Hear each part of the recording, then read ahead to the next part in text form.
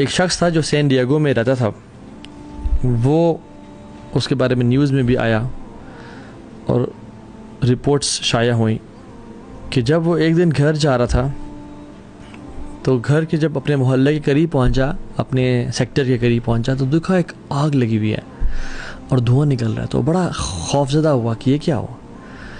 वो अपने घर के जिस तरह से करीब जाता गया तो देखा उसके गली की तरफ से आग उठ रही है। And to his surprise and shock, जब अपनी गली में मुड़ा तो देखा उसके गली में एम्बुलेंसेस खड़ी हुई और फायर ब्रिगेड के लोग और पुलिस खड़ी हुई है। And he was praying to God कि काश मेरा घर न हो। और जब वो घर के पहुंचा तो देखा उसके घर के बाहर हर कोई खड़ा हुआ है। When he inquired about what happened, तो लोगों ने उसको पीछे किया और कहा किसका घर है। उसने कहा मेरा घर है।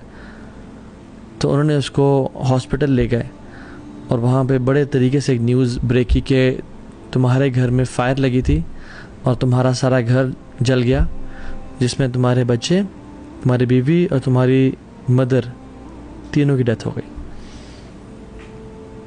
इमेजिन इस शख्स पे क्या गुजरी होगी। रसूलुल्लाह सल्लल्लाहु अलैहि वसल्लम ने फरमाया कि जो शख्स जानबूझ के असर की नमाज कज़ा कर देता है, ये वर्स्ट है उसके लिए, बजाय कि इस बंदे पे जिसका सारा माल तबाह हो जाए और इसके घर वाले तबाह हो जाए।